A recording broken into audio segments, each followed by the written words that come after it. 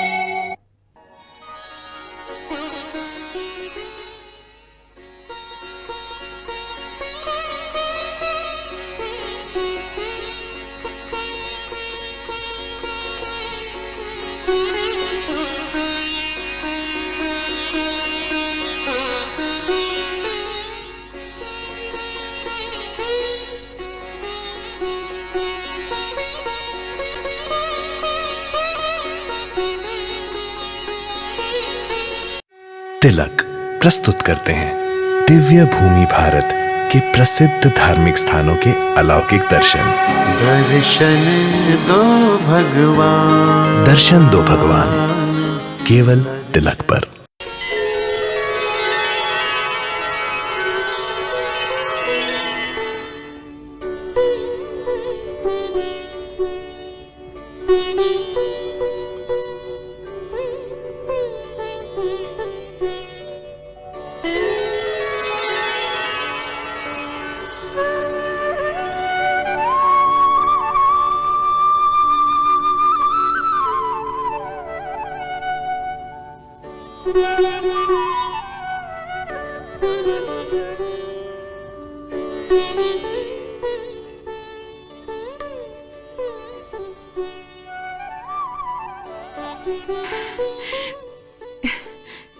प्रभु, यह असंभव भी संभव हो सकता है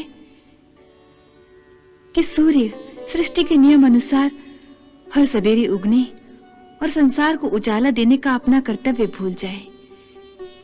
किसी सवेरे वो उगे ही नहीं, परंतु हनुमान हर सवेरे सबसे पहले आपकी पूजा अर्चना करना और ये दिव्य कमल आपको अर्पण करना कभी नहीं भूलते।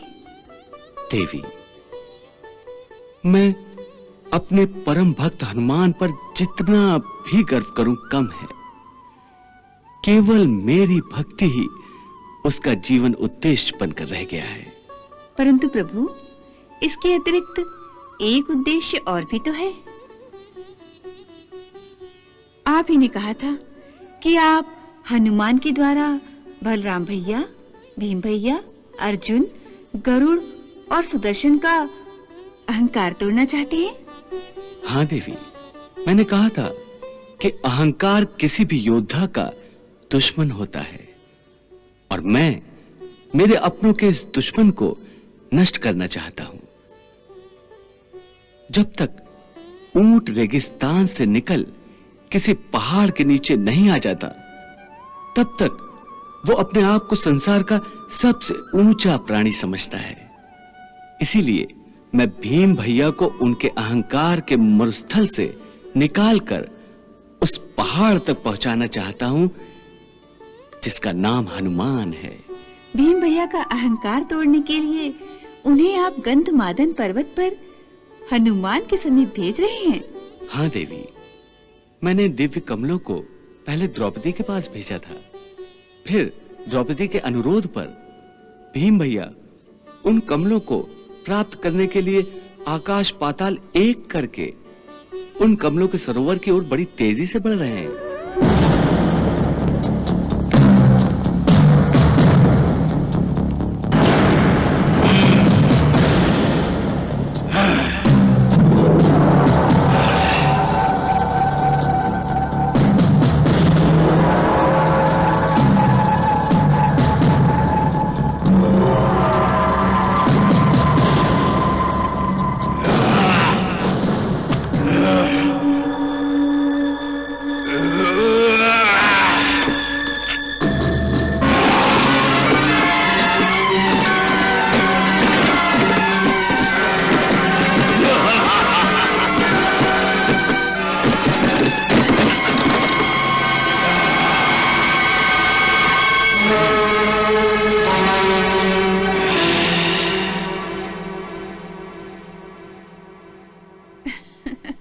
प्रभु, भीम भैया अपनी प्रिय पत्नी के प्रेम के आवेश में उन दिव्य कमलों को ढूंढने निकल पड़े हैं, परंतु उन्हें इस बात का ज्ञान नहीं है कि ये दिव्य कमल कहाँ खिलते हैं।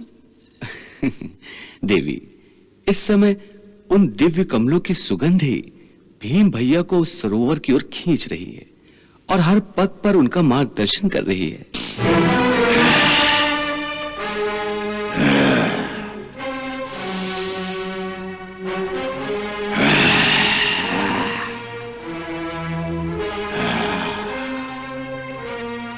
कौन गर्जना कर रहा है और हमारे सरोवर की तरफ आ रहा है?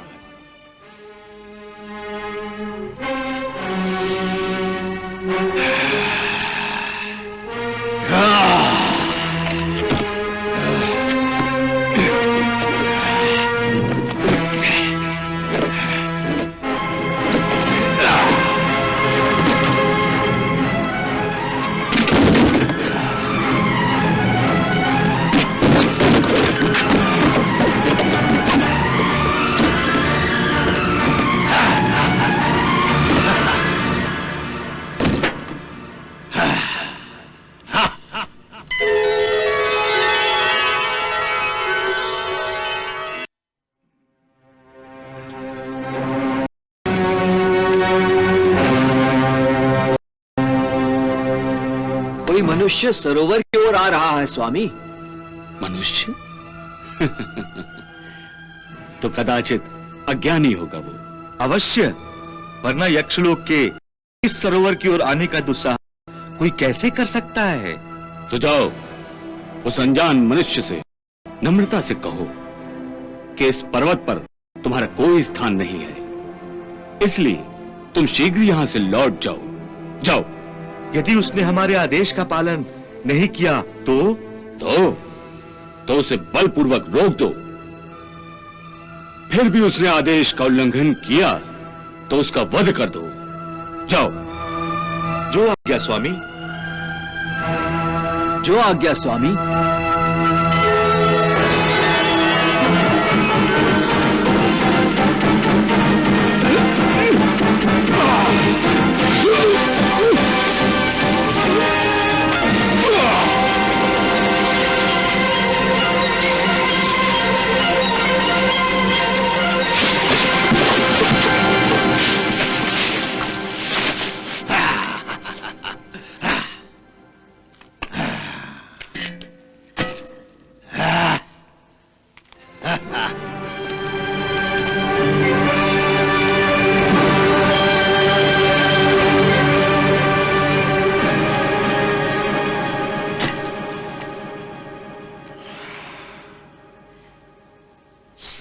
वातावरण इन्हीं कमल के फूलों की सुगंध से मदमस्त है।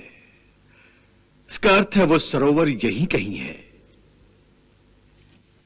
चलो देखते हैं।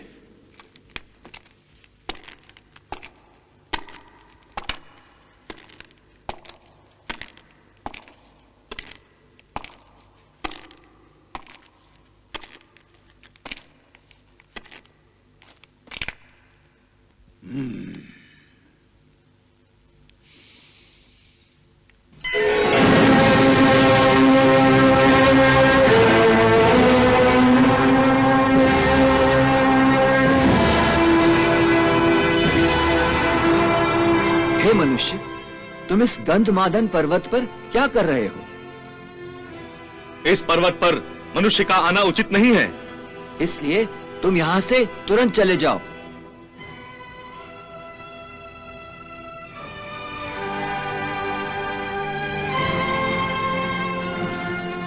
ये सुगंध कहां से आ रही है? ओह, तो तुम्हें दिव्य कमलों की सुगंध यहां तक खींच लाई है। हमारे यक्षलोक के सरोवर से आ रही है ये सुगंध। अच्छा, कमल के इन्हीं फूलों के लिए मैं इस पर्वत पर आया हूं। कुछ फूल लेकर मैं यहां से चला जाऊंगा। आप मेरा मार्ग छोड़िए। तुम दिव्य कमलों को नहीं ले जा सकते। क्यों?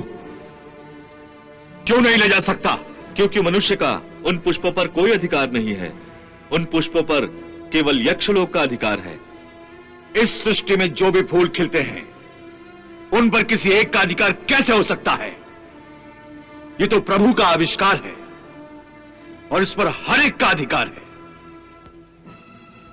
इस पर्वत का निर्माण तो यक्षों ने नहीं किया, फिर इन कमलों पर, इस दिव्य सरोवर पर यक्षों का अधिकार कैसे हो सकता है?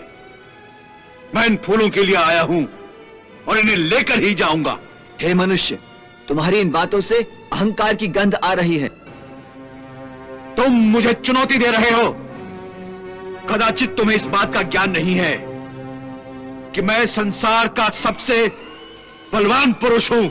हे मनुष्य, हम तुम्हें चेतावनी देते हैं। तुमने अगर सरोवर की ओर जाने का प्रयास किया तो हम तुम्हें जीवित नहीं छोड़ेंगे। तुम्हारी भलाई इसी में है कि तुम यहीं से वापस लौट जाओ। मैं लौट जाऊंगा, मगर खाली हाथ नहीं। हाथ हमारे भी खाली नहीं है मानव।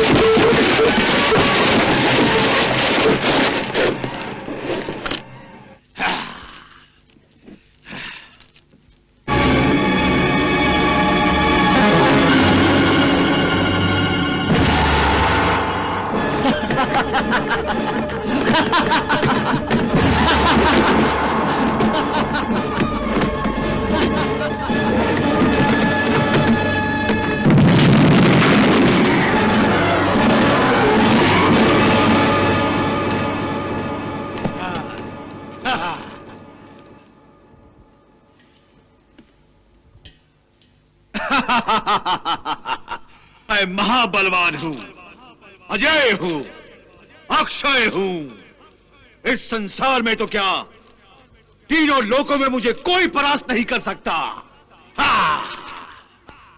देख रही हो देवी, जब किसी बलवान को विजय प्राप्त होती है तो कैसे उसका घमंडी सर आकाश से टकराने लगता है।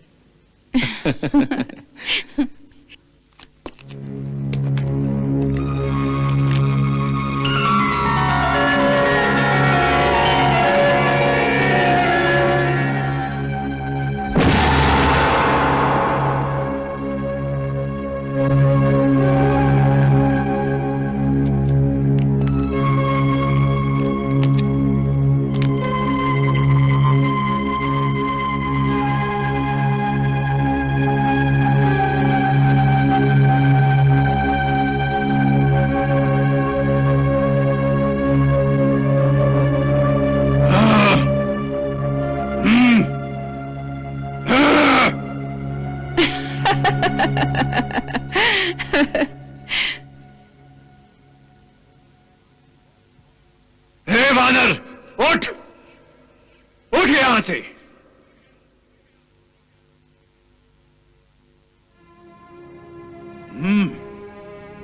हे मनुष्य, कदाचित तुम रास्ता भटक गए हो। कहां जाना है तुम्हें? हे वानर, मैं तो रास्ता नहीं भटका, परंतु तू यहां लेटकर मेरा रास्ता रोक रहा है। मैं तो केवल तुम्हें रास्ता दिखाने की चेष्टा कर रहा था। तुम्हारे लिए यही अच्छा है कि तुम यहां से लौट जाओ। हाँ, हे वानर, मैं आगे बढ़ने के बाद पीछे नहीं हटता, और मेरे रास्ते में यदि हाथी भी आड़े आता है तो मैं उसे भी उठाकर दूर फेंक देता हूं। तुम तो केवल एक वृद्ध वानर हो। अपनी सुरक्षा के लिए अच्छा तो यही है कि तुम रास्ता छोड़कर तुरंत किसी पेड़ पर चढ़ जाओ। समझदारी का पाठ तुम मुझे सिखा रहे हो, परंतु लगता है कि समझदारी और मानवता का पाठ तुम्हें पढ़ने की आवश्यकता है। तुम अपनी शक्ति के घमंड में धर्म, सभ्यता, नम्रता, शिष्टाचार सभी कुछ भूल गए हो। इतना भी नहीं जानते कि अपने से बड़ों से किस तरह बात की जाती है। मैं यहां किसी वानर से धर्म का ज्ञान लेने नहीं आया हूं। मेरा उद्देश्य केवल वो दिव्य कमल है जिसकी सुगंध मुझे नदियों, पहाड़ों, जंगलों से भटकाते हुए यहां तक लाई है। मैं वो कमल लेकर जाऊंगा, इसलिए तुम मेरे रास्ते से हट जाओ।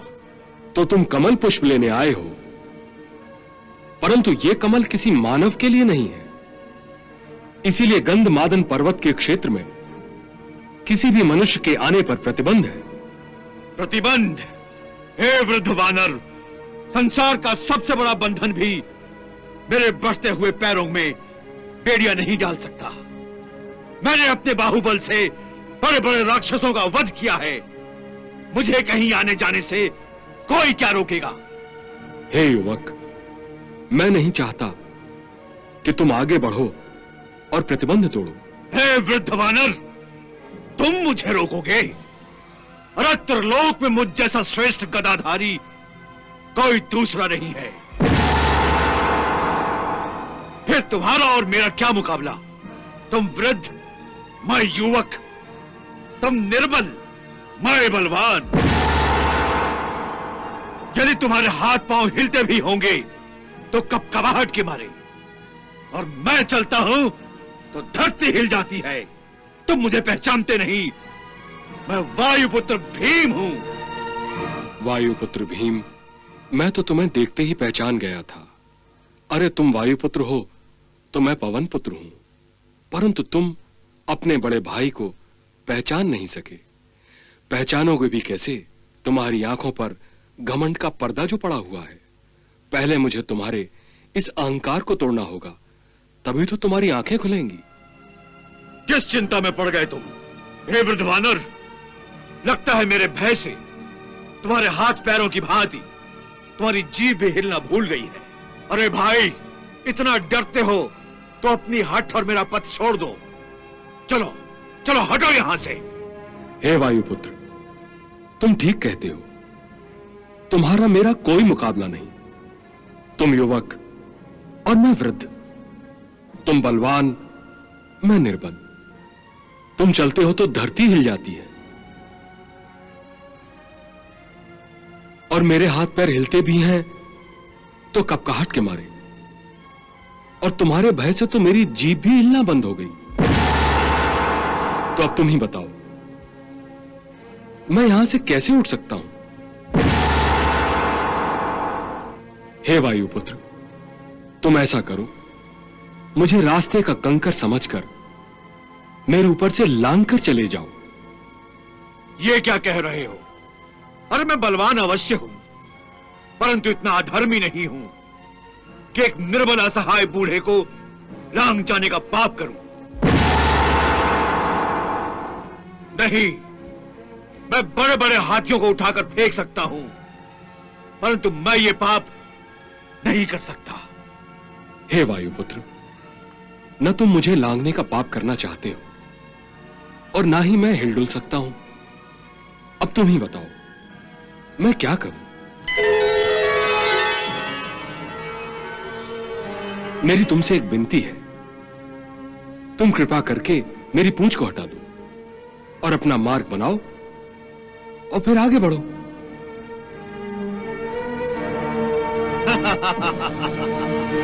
ठीक है, अभी हटाए देता हूं। मैं चाहूं तो इसकी पूंछ पकड़कर सीधा यमलोक फेंक सकता हूं, परंतु ये वृद्ध वानर मेरे क्रोध का नहीं, दया का पात्र है।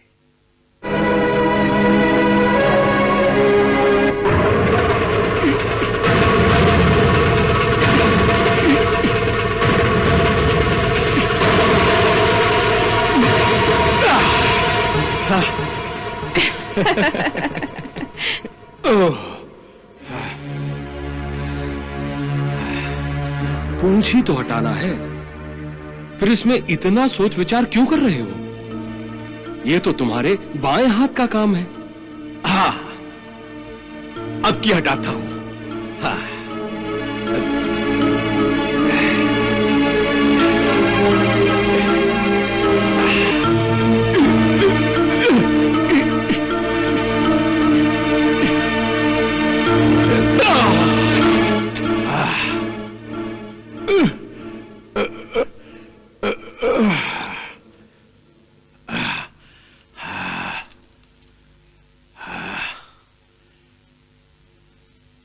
मैंने अपने इन्हीं हाथों से बड़े बड़े वृक्षों को जड़ से उखाड़ कर फेंका है, फिर यह पूंछ किस खेत की मूली है? अरे भीमसेन, तुमने इतनी जल्दी हार मान ली, वो भी एक तुच्छ सी पूंछ से? तुम तो युवक होकर भी निर्बल की तरह थक गए। ये तुम्हें शोभा नहीं देता। नहीं नहीं, मैं हारा नहीं हूं, मैं तो यूं ही जरा सुस्ता रहा था। भीमसेन, यदि तुम दोनों हाथों से पूंछ उठाने का प्रयास करो तो अवश्य ही उठ जाएगी। हाँ, दोनों हाथों से।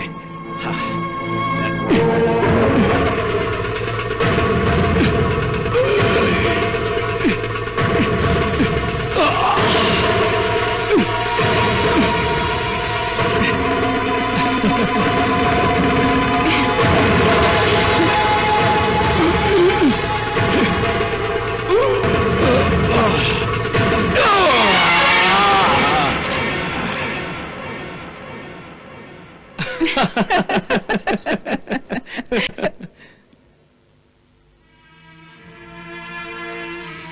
हे वायुपुत्र, मैं लज्जित हूं कि मेरी तुच्छ सी पूंछ को उठाने के प्रयास में तुम गिर पड़े। हे भीम, मेरी इस पूंछ की दृष्टता के लिए मुझे दंड दो। जिस पूंछ ने तुम्हारा अपमान किया है, तुम उस पूंछ को काट दो।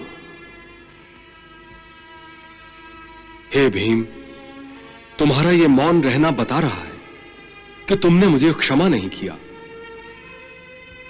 मैं तुम्हारे चरणों पर अपना माथा रखकर तुमसे क्षमा मांगता हूं। मुझे क्षमा कर दो।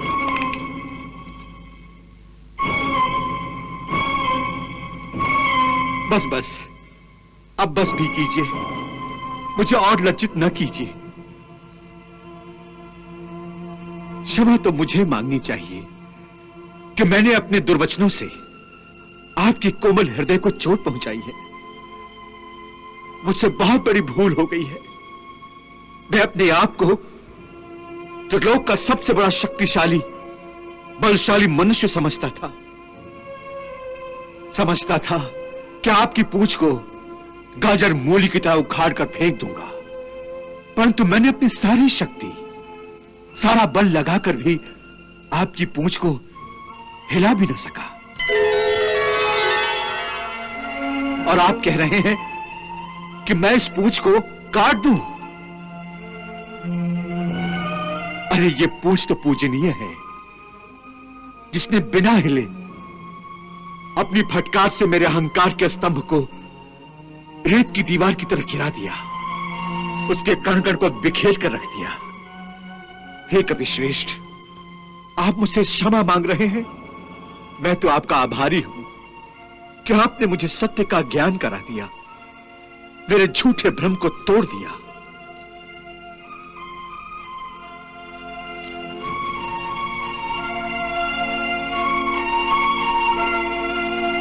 हे कपिश्रेष्ठ, आप निश्चित ही ईश्वरीय अवतार हैं।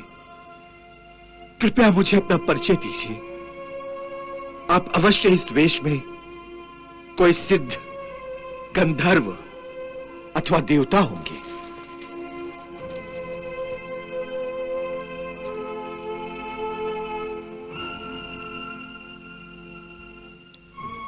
हे पांडुनंदन भीमसेन, मैं वानर राज केसरी के क्षेत्र में वायु देवता से उत्पन्न वानर हनुमान हूं। मैं प्रभु श्री राम का सेवक हनुमान हूं। हे भीमसेन, इस स्थान पर गंधर्व और अप्सराएं मुझे मेरे प्रभु श्री राम का चरित्र सुनाकर मुझे आनंद प्रदान करते हैं, इसीलिए मैं यहां विश्राम करता हूं। मैंने तुम्हें पहचान लिया था भ्राता, परंतु अहंकार के कारण तुम्हारी आंखों पर शक्ति के घमंड का पर्दा पड़ा हुआ था, जिससे तुम अच्छे और बुरे और सच और झूठ की पहचान खो बैठे थे। इसीलिए तुमने मुझे पहचाना नहीं। हे हनुमान जी, आप मेरे बड़े भाई हैं, मुझे क्षमा कर दीजिए। आपने मेरी आंखें खोलकर मुझे सत्यता का ज्ञान कराया और मुझे पथ भ्रष्ट होने से बचा लिया। आप तो परम ज्ञानी हैं, कृपया आप मेरे गुरु बन जाइए और मुझे ज्ञान की भिक्षा दीजिए। प्रिय भ्राता भीमसेन, पहले कृत नाम का युग हुआ था। इस श्रेष्ठ युग में जो भी इच्छा मनुष्य के मन में आती थी वो पूरी हो जाती थी, अर्थात कृत हो जाती थी। इसीलिए इसे त्रेता युग कहते थे। इस त्रेता युग में धर्म को कभी ग्लानि नहीं आती थी, धर्म को हानि नहीं पहुंची। फिर त्रेता युग आया। इस युग में यज्ञ करने की प्रवृत्ति बन गई थी, इसीलिए इस युग को त्रेता युग कहते थे। त्रेता युग में लोग कर्म करके कर्म फल प्राप्त करते थे। हे भीमसेन, फिर त्रेता युग के बाद द्वापर युग आया। द्वापर युग में वेदों के 4 भाग हुए। इस युग में लोग सतभ्रष्ट हो गए, धर्म के मार्ग से भटकने लगे हैं, अधर्म बढ़ने लगा है। परंतु हे भीमसेन, अब जिस युग का प्रारंभ होगा वो है कलयुग। इस युग में धर्म क्षीण हो जाएगा, मनुष्य को उसकी इच्छा के अनुसार फल नहीं मिलेगा। चारों दिशाओं में अधर्म ही अधर्म का साम्राज्य दिखाई देगा। हे पवन पुत्र, आपका ये उपदेश सुनकर मैं धन्य हो गया। आपकी अमृत वाणी से मेरा जन्म सफल हो गया। आपसे मेरी एक अंतिम विनती है। कहो भीमसेन, क्या विनती है तुम्हारी? विदा होने से पहले मैं तुम्हारी इच्छा अवश्य पूरी करूंगा। शतयोजन समुद्र को लांघते समय आपने जो विराट स्वरूप धारण किया था, आपके उस विराट रूप का मैं दर्शन करना चाहता हूं। मेरे अनुज भ्राता, तुम मेरे उस विराट रूप को देखने के लिए हट मत करो। भ्राताश्री, मैं आपके उस विराट रूप का दर्शन किए बिना यहां से नहीं जाऊंगा। हे हनुमान जी, यदि मैं आपसे अनुग्रहित होने के योग्य हूं तो कृपया आप मुझे अपने विराट रूप का दर्शन दीजिए। जय श्री राम, जय श्री राम, जय श्री राम।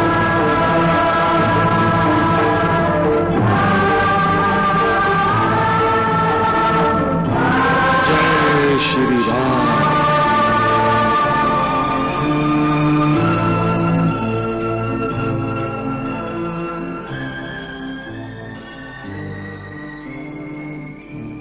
हे कुंती पुत्र भीम, यहां तक ही मेरा विराट स्वरूप तुम देख सकते हो, इसीलिए मैंने तुम्हें इतना ही रूप दिखाया है। परंतु मैं इससे भी विराट स्वरूप धारण कर सकता हूं। मैं अपनी इच्छा के अनुसार विराट स्वरूप ले सकता हूं। हनुमान जी, मैं धन्य हो गया। आपने मेरी इच्छा पूर्ति के लिए अपने रौद्र रूप का मुझे दर्शन करवाया, इसके लिए बहुत धन्यवाद। परंतु अब अपना पूर्व रूप धारण कीजिए, क्योंकि मुझ में आपके सूर्य के समान तेजस्वी रूप को अधिक समय तक देखने की क्षमता नहीं है। जय श्री राम, जय श्री राम।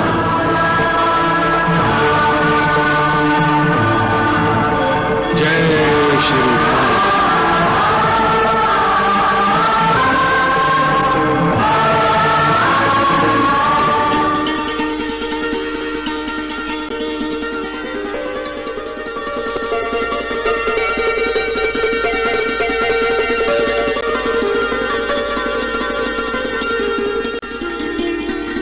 हे भीमसेन, तुम मेरा ये स्थान किसी को न बताना।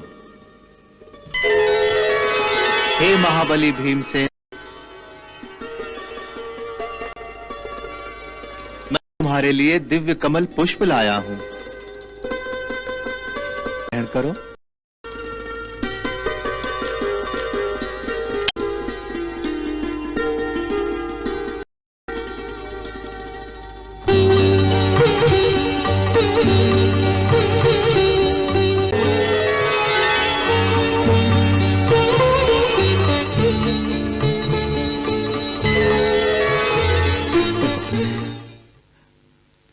क्या हुआ देवी? कहां खो गई हैं आप? देवी, मेरे परम भक्त हनुमान का विराट स्वरूप देखकर आप भी भीमसेन की भांति मोहित हो गई हैं? हाँ प्रभु, हनुमान का ये रौद्र रूप देखकर आपके श्री राम अवतार की विशेष घटनाएं याद आ गईं। हनुमान को ये विराट स्वरूप धारण करते हुए देखकर लगा कि अद्भुत सामर्थ्य संपन्न हनुमान के लिए इस त्रिलोक में कुछ भी असंभव या असाध्य नहीं है। यदि वो चाहें तो चींटी से भी छोटे बन सकते हैं, और यदि वो चाहें तो महाकाय बनकर आकाश को छू सकते हैं। महापराक्रमी, महाबलशाली हनुमान की बराबरी इस त्रिलोक में और कोई नहीं कर सकता प्रभु। आप उचित ही कह रही देवी।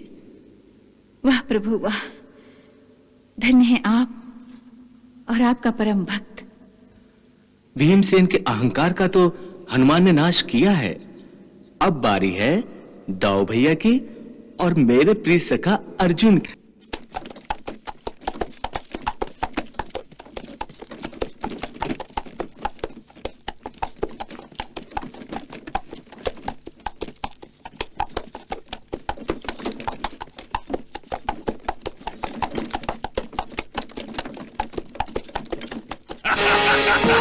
रुको साथी,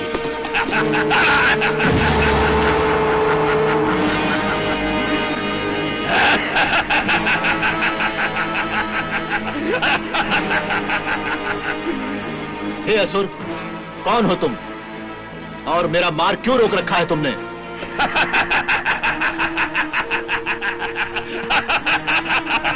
मैं भयासुर हूं, भयासुर, बकासुर का भाई हूं, भाई। तुम्हारे भाई भीमसेन ने मेरे भाई का वध किया था। आज मैं बकासुर के वध का प्रतिशोध लूंगा, प्रतिशोध। भीमसेन ने मेरे भाई का वध किया था, मैं उसके भाई का वध कर दूंगा। आज तुम मेरे हाथों मारे जाओगे, मारे।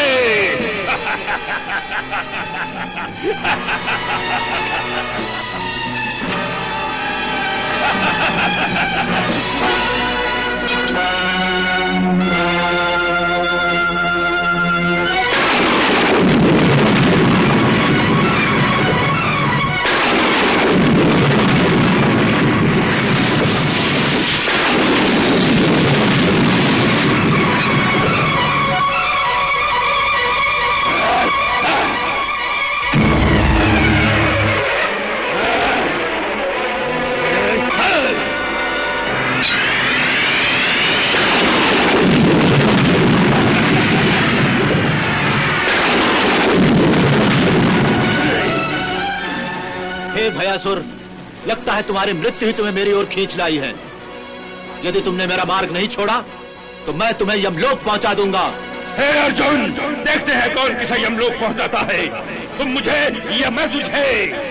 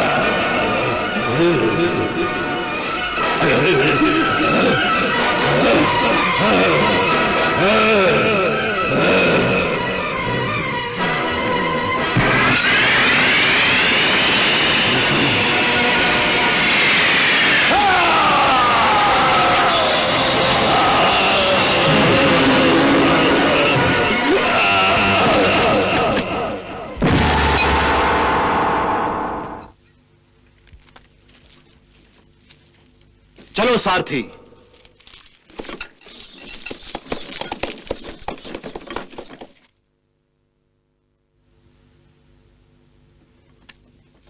रुको सारथी।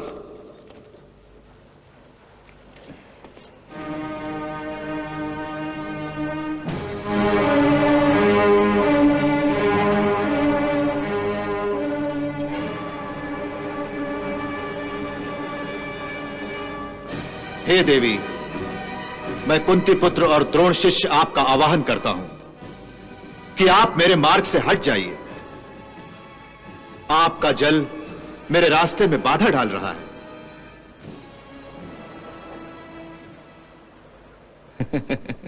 देवी, त्रिलोक का सर्वश्रेष्ठ धनुर्धारी होने के कारण अर्जुन को घमंड आ गया है। अपनी धनुर्विद्या का अहंकार हो गया है उसे, और अहंकारी लोग किसी का विरोध सहन नहीं कर सकते देवी। वो देखो देवी, वो नदी युगों युगों से अपने मार्ग पर बही जा रही है। उसके सामने पहुंचकर अर्जुन ये समझ रहा है कि वो उसका मार्ग रोक रही है। वो उसे अपनी विरोधी समझ रहा है, और इसीलिए ये बात वो सहन नहीं कर सकता।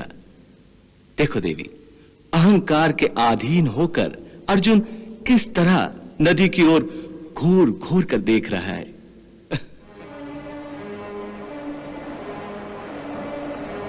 हे देवी, कदाचित तुम्हें इस बात का ज्ञान नहीं है कि मैं त्रिलोक का सर्वश्रेष्ठ धनुधारी हूं। मेरे या मेरे धनुष से निकले बाण के रास्ते में जो भी आता है वो नष्ट हो जाता है।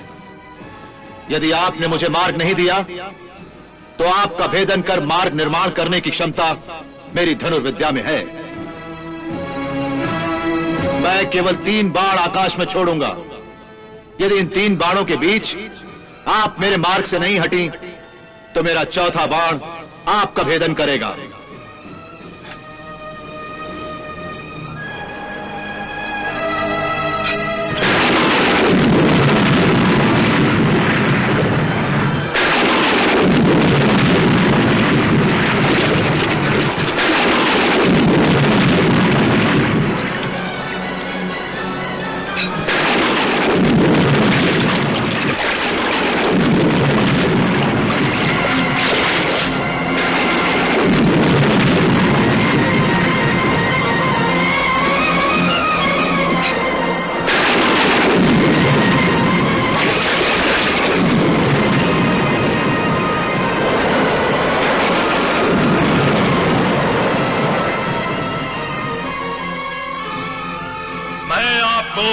चेतावनी दे रहा हूं, मेरे मार्ग से हट जाइए, वरना मैं आपका भेदन करूंगा।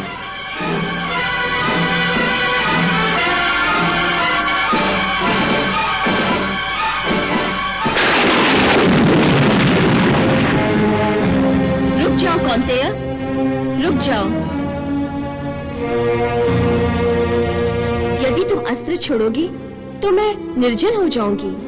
देवी, जब आप निर्जल होंगी तभी तो मुझे जाने के लिए मार्ग मिलेगा। मैं तो यही चाहता हूं कि तुम्हारा जल सूख जाए। पार्थ, परंतु ये तो सोचो कि मेरे जल में रहने वाली अनगिनत मछलियां और छोटे बड़े प्राणियों का क्या होगा। जल बिना वो सारे निष्पाप प्राणी अकारण ही मारे जाएंगे। क्या तुम यही चाहते हो पार्थ? तुम्हें मार्ग देने के लिए यदि मैंने अपना मार्ग बदल दिया तो अनर्थ हो जाएगा, बाढ़ आ जाएगी, आसपास के सारे नगर डूब जाएंगे, नष्ट हो जाएंगे। इसका अर्थ यह हुआ कि मैं अपना मार्ग बदल दूं? नहीं देवी, मैं कुंती पुत्र अर्जुन सदा ही विजयी होता आया हूं। यदि मैं पीछे हट गया तो यह मेरी पराजय होगी और मुझे अपनी हार स्वीकार नहीं है। इसलिए आप मुझे मार्ग दीजिए। तुम तो त्रिलोक के सर्वश्रेष्ठ धनुर्धारी हो। क्या तुम अपनी धनुर्विद्या से मेरे ऊपर बाणों का एक सेतु नहीं बांध सकते हो जिस पर चलकर तुम आगे जा सको? यदि तुमने बाणों का पुल बना लिया तो सारी समस्याओं का समाधान हो जाएगा। ना मुझे अपना मार्ग बदलने की आवश्यकता होगी, ना तुम्हें मुझे निर्जल बनाने का कष्ट उठाना पड़ेगा। तुम्हारा प्रस्ताव उचित है देवी। यह बात तो मुझे पहले ही सोचनी चाहिए थी। बाणों का सेतु सचमुच अच्छा प्रस्ताव है। वाह!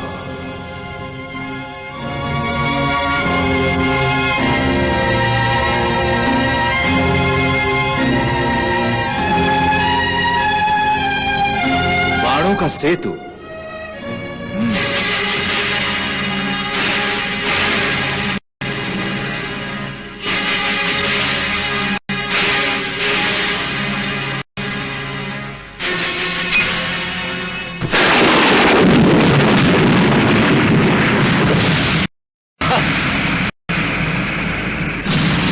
सारथी,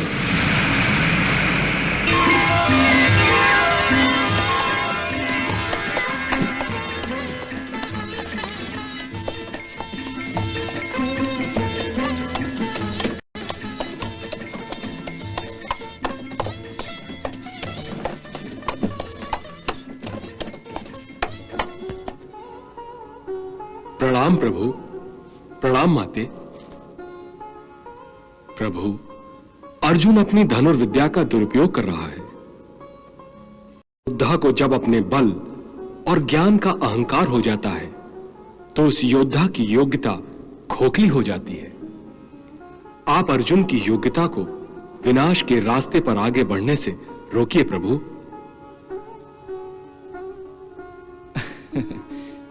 मेरे भक्त, अर्जुन को मैं नहीं तुम रोकोगे। अर्जुन का अहंकार मैं नहीं बल्कि तुम नष्ट करोगे। यदि आपकी यही आज्ञा है तो मैं इसका पालन करूंगा प्रभु।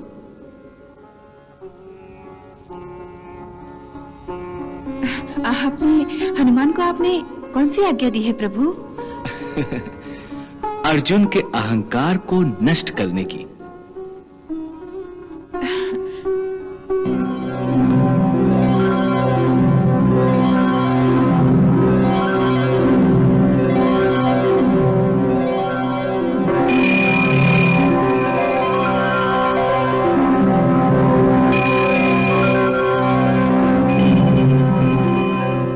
देवी, हनुमान ने जितने शांत भाव से भीम भैया के अहंकार को तोड़ा है, उसी तरह अब वो मेरे प्रिय मित्र अर्जुन के घमंड के दुर्ग को भी नष्ट कर देगा। प्रभु, हनुमान के द्वारा आपने भीम भैया के अहंकार को नष्ट करवाने के साथ साथ दोनों पवन पुत्र अर्थात दोनों भाइयों की भेंट करवा दी थी। उसी तरह अर्जुन और हनुमान की भेंट कराने का उद्देश्य भी केवल अर्जुन के घमंड तोड़ने का नहीं हो सकता, है ना? देवी, तुमने बिल्कुल ठीक अनुमान लगाया है।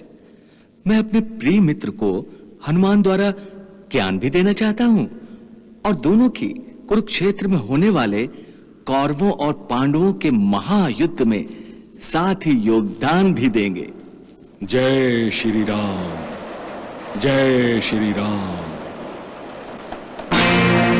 रुको साथ। जय श्री राम।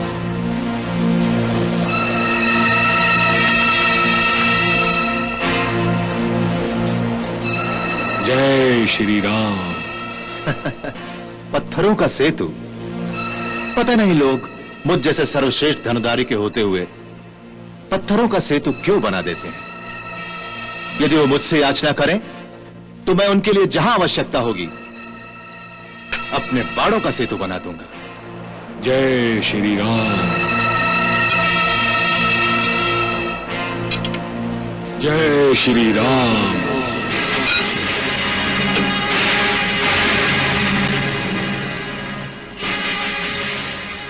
जय श्री राम।